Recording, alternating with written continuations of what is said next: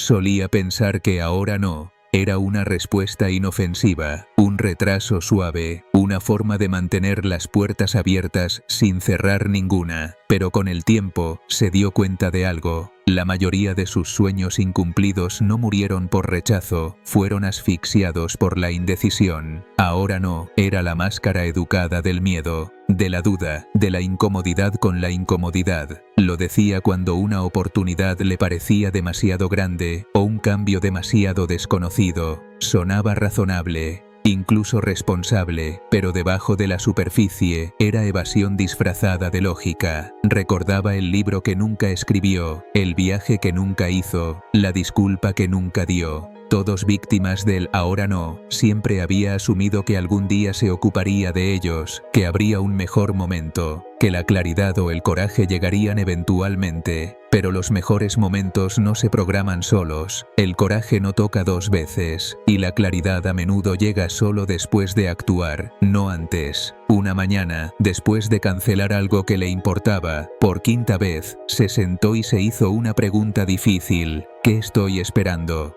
Empezó a registrar cuántas veces decía ahora no, a sus ideas, a su salud, a su crecimiento. Estaba en todas partes. Posponía iniciar proyectos, conversaciones difíciles, nuevos hábitos, no con un no, sino con una inclinación hacia algún día. Y se dio cuenta. Ahora no, rara vez significaba más tarde, usualmente significaba nunca. Ese retraso sutil le daba la ilusión de control, como si él fuera quien decidía. Pero en verdad, el retraso decidía por él. Cada vez que posponía, cedía una parte de su voluntad, un poco de impulso, una chispa de posibilidad. Pensó en todas las pequeñas formas en que se manifestaba: saltarse el primer entrenamiento, dejar la llamada para la próxima semana, no anotar la idea cuando venía. Nada de eso parecía destructivo, pero juntas construían un muro silencioso entre él y la vida que deseaba. Se preguntó cuántas veces la gente fracasa no porque no quiera, sino porque siempre está esperando el momento adecuado.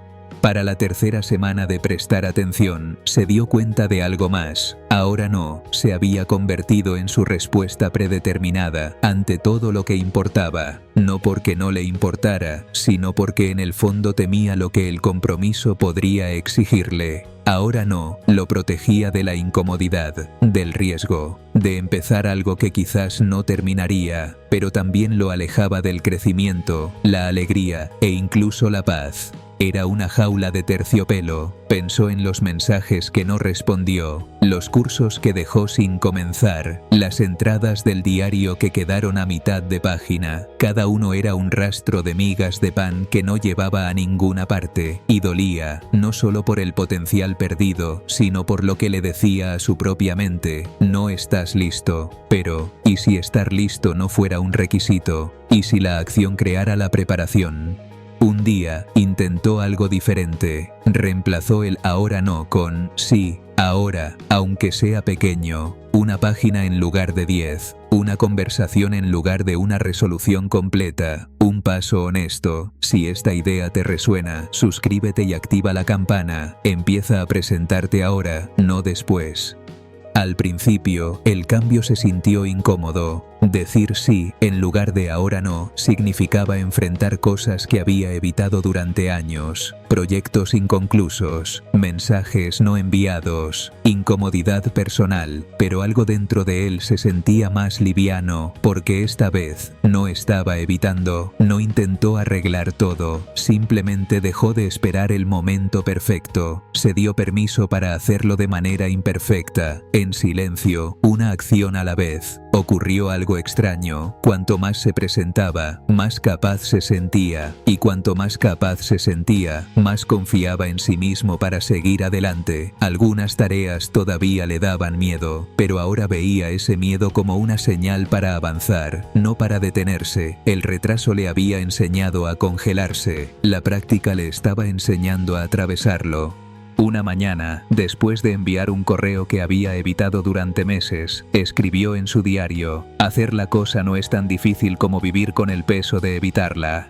La constancia no venía de la motivación, venía de recordar cómo se sentía evitar y elegir distinto. No siempre se sentía preparado, pero había dejado de esperar a sentirse preparado. Cada día se hacía una pregunta simple: ¿qué es una cosa que sigo posponiendo? Y luego hacía la versión más pequeña de eso, un borrador de 5 minutos, una respuesta de 2 frases, un momento de silencio y quietud. No era glamoroso, pero era movimiento.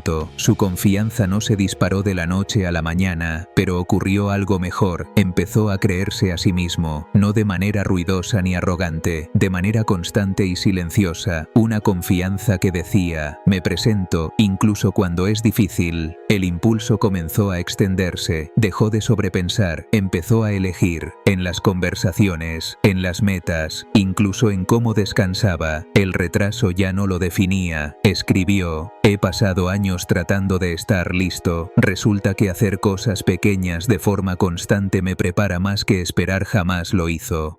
El cambio no fue ruidoso. No hubo fuegos artificiales, ni un antes y después dramático, solo un cambio silencioso y constante en cómo enfrentaba el día. Ya no temía comenzar, temía posponer. Vio que la mayoría de los puntos de inflexión en la vida no llegan con anuncios, llegan disfrazados de pequeñas decisiones. ¿Me muevo ahora o vuelvo a retrasarlo? Y cada vez que elegía actuar, aunque fuera en algo pequeño, reescribía una parte de la historia que solía creer sobre sí mismo, que era perezoso, que no podía cumplir, que necesitaba esperar hasta ser más fuerte. Pero la fuerza, había aprendido, no es algo que se espera, es algo que se construye al no esperar. Ya no veía su lista de tareas con temor, la veía como un conjunto de invitaciones, no exigencias, solo puertas silenciosas, hacia el impulso, hacia la alineación, hacia convertirse en quien decía que quería ser.